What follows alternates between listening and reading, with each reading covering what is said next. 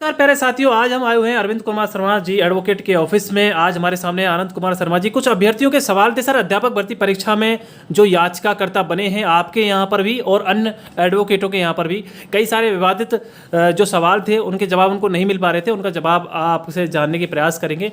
Sir सबसे पहले तो मैं आपसे ये जानना चाहूँगा कि आपके यहाँ पर जो याचिकाएं लगी है वो किस प्रकार के अभ्यर्थियों ने लगाई है और कौन कौन से लेवल के अभ्यर्थियों ने आपके यहाँ पर याचिका लगाई हुई है? देखिए देवेंद्र जी, दोनों लेवल्स की याचिकाएं लगी हैं, लेवल फर्स्ट की और लेवल सेकंड की जी। लेवल सेकंड में ज़्यादातर सब्जेक्ट्स जो हैं इंग्लिश, साइंस, मैथमेटिक्स और अभी रिसेंटली हमने हिंदी की भी याचिका लगाई है नीतू कुमारी के नाम से।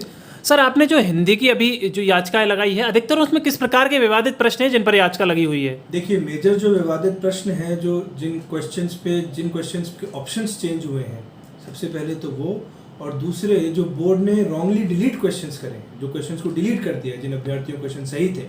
और ये दोनों प्रकार के क्वेश्चन, पहला तो जिनके ऑप्शंस चेंज हुए हैं और दूसरा जो क्वेश्चंस डिलीट कर दिए गए हैं, हमने सिर्फ उन्हीं प्रश्नों पे याचिका लगाई है जिनके पास हमारे पास ऑथेंटिक प्रूफ है। जी जी सर। जो किताबें हैं, जो सरकारी किताबें हैं, उन्हीं के बेसिस पे हमने याचिकाएं लगाई हैं। सर कई सारे अभ्यर्थियों के इस प्रकार के भी सवाल थे। आपने अभी तक जितनी भी याचिकाएं लगाई हैं उन याचिकाओं से संबंधित कई सारे स्टूडेंट सवाल कर रहे थे कि सर ये कुछ साथी बोल रहे हैं कि हमारी फाइल डिफेक्ट में चली जाएगी क्या? तो आपने सर अब तक जितनी भी याचिकाएं लगाई है, क्या आपकी कोई भी फाइल किसी प्रकार से कोई डिफेक्ट में गई है? नहीं सर, हमारी कोई भी याचिका डिफेक्ट में नहीं है जी। जितनी भी याचिकाएं हैं वो सारी पास हैं और उनमें डेट्स भी हैं। और मैं आप सबसे निवेदन करूंगा कि आप होड़बाजी में ना आए, सबके नाम आएंगे। कोर्ट का प्रोसीजर है, वो प्रोसीजर जो है वो टाइम लेता है। प्लीज़ आप लोग पेशेंस रहिए, हड़बड़ाहट बिल्कुल मत कीजिए, हड़बड़ाहट में प्रॉब्लम्स हो जाएंगी। जी, आराम से रखिए, सबका नाम आएगा, सबकी जो भी याचिका लगाता है उसका नाम ज़रूर आएगा। प्लीज़ आप लोग पेशेंस रखिए।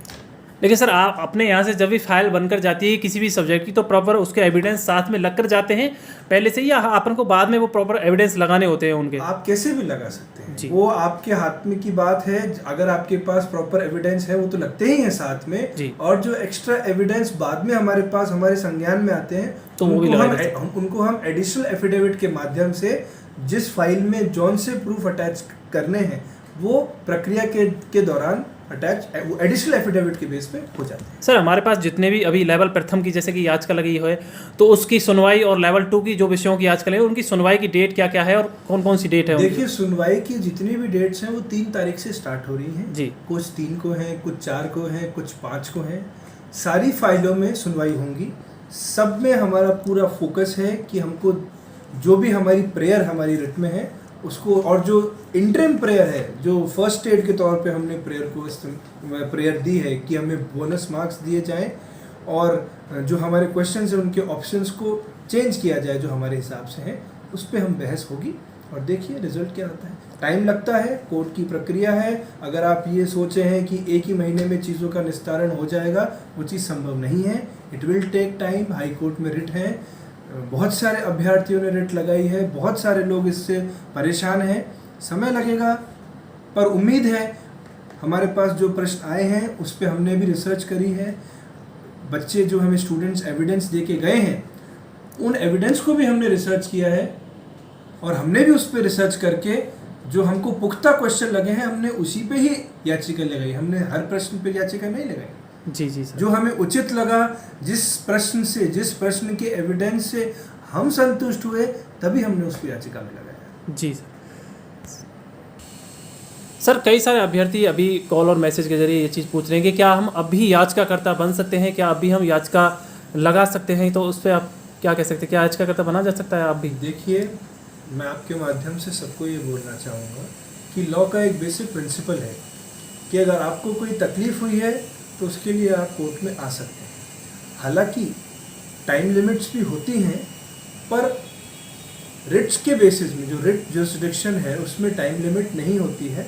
आप जब भी चाहें याचिका लगा सकते हैं। पर मेरा ये मत रहता है कि जितनी जल्दी याचिका लगती है तो जो जितनी याचिकाएं चल रही हैं उसी के साथ आप लोग इन्वॉल्व होके पूरा केस एक साथ कंसिडर हो जाता है। अगर आप लेट करते हैं तो फिर नई रिट लगती हैं, फिर नया केस लगता है, नोटिस इशू होते हैं, तो वो एक अलग से प्रक्रिया स्टार्ट हो जाती है। देखिए सर अभी हमारे पास जैसे कि आपने लेवल प्रथम की, लेवल 2 की, गणित विज्ञान, हिंदी की और SST की जो फाइलें पहले लगवा दी हैं, अभी भी आपके पास कुछ बच्चों के नाम आ रहे होंगे, कुछ नई लिस्टें चल रही हैं, क्या बच्चों के नाम उन लिस्टों में जुड़ जाएंगे जो अभी आप जुड़ेंगे? बिल्कुल जुड़ेंगे। लगातार रोज के स्टूडेंट्स आ रहे हैं, लगातार उनकी लिस्ट बन रही हैं, रेगुलर बेसिस पे वो पेश हो रही हैं। और प्लीज़ मैं फिर आपसे एक बार कहूँगा, जल्दीबाजी बिल्कुल ना करें, सबका नाम आएगा, हड़बड़ाहट बिल्कुल नहीं होनी चाहिए। We are considering each and every petitioner, हर किसी का नाम आएगा। You don't need to worry about anything, सबके एविडेंस होंगे, सब, और किसी को भी नुकसान नहीं होगा, आप चिंता बिल्कुल मत कीजिए। जी सर, बहुत बहुत धन्यवाद सर आपका बात करने का। कई सारे अभ्यर्थियों की क्वारी थी, तो उससे रिलेटेड मैं अभी तक हो सकता है कि अभ्यर्थियों को वो सारे प्रश्नों के जवाब मिल चुके होंगे जो वो जानना चाहते। धन्यवाद।